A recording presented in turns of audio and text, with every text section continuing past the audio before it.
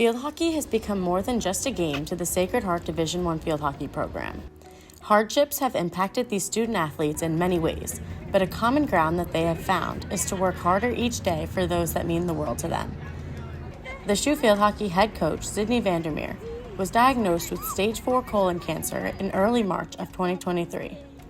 Shortly after, the team left campus for spring break, where student athlete Anna Berman was in a skiing accident that left her paralyzed. It was a lot of hard days this year. It was by no means an easy year for us, starting back in the spring with everything that happened, going into preseason where we only had Coach Sydney, who was battling his own fight with cancer, and then to get a new coach halfway through the season, it was just a lot of adjustments we had to make, and we really had to all come together as a team throughout all the adversity we faced.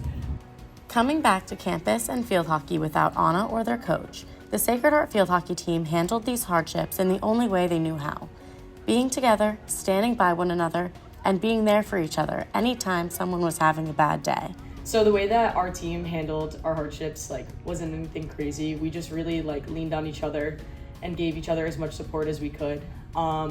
Whenever anybody was low or down, we just gave each other confidence. With the head coach back on the field and foregoing cancer treatments, the Sacred Heart field hockey team was determined to improve themselves and their game to make Anna and their coach proud. Knowing that your teammates want it just as much as you do, it puts your selfish reasons for not wanting to practice or not wanting to go out and do those extra reps, it makes them so obsolete because you just want to perform for each other. And with everything that happened with Anna and with coach, it just puts things into perspective. And when you're having a bad day, it's not really that bad of a day in comparison. And Anna's always at the heart of everything we do, every game, every practice, every conditioning session when we don't want to be there. We always play for her and try and make her proud. The team did not start out the season very strong. They had a losing record and were not predicted to do well in their conference play. On October 1st, everything started looking up for the Sacred Heart field hockey program. They played a home game against Quinnipiac University, where they honored Anna and retired her jersey number. This was a very special day with a lot to play for.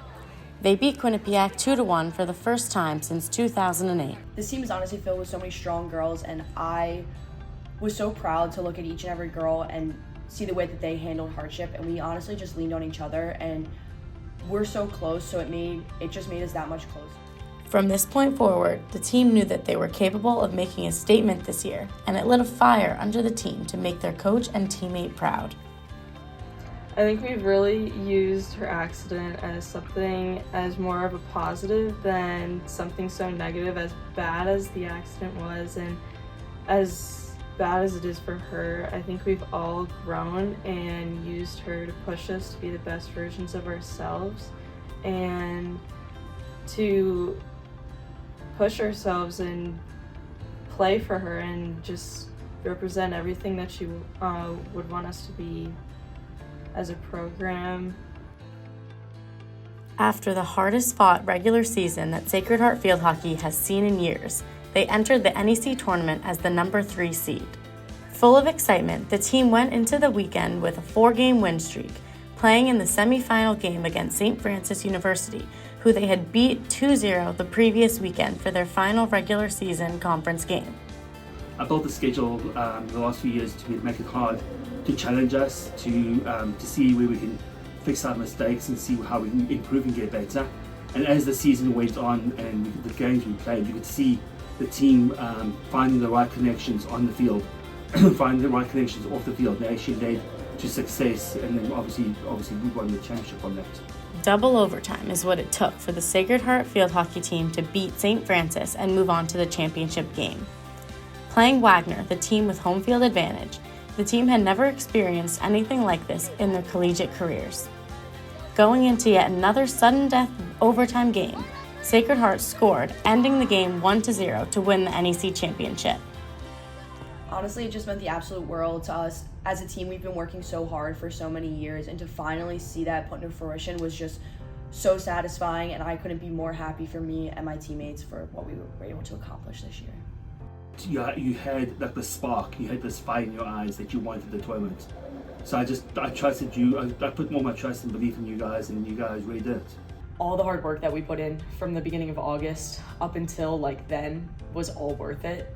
All the good days, all the bad days, like everything that we put in, all that extra work was just definitely worth it. And pushing through all the hardships we had as a team, just like being able to win as a team, like was just the best feeling in the entire world. Tears of joy flooded the field. Everything was accomplished for these student athletes, and they couldn't have been happier to share this moment with Coach Sydney. Through all of the excitement, the team called their teammate Anna, who was watching from Germany, and continued celebrating with her through the phone. Field hockey is more than just a game to the Sacred Heart student athletes, and bringing home the trophy has shown them that they are able to be persistent through any battle that is thrown their way. This is Samantha Maresca, Sacred Heart News, Fairfield.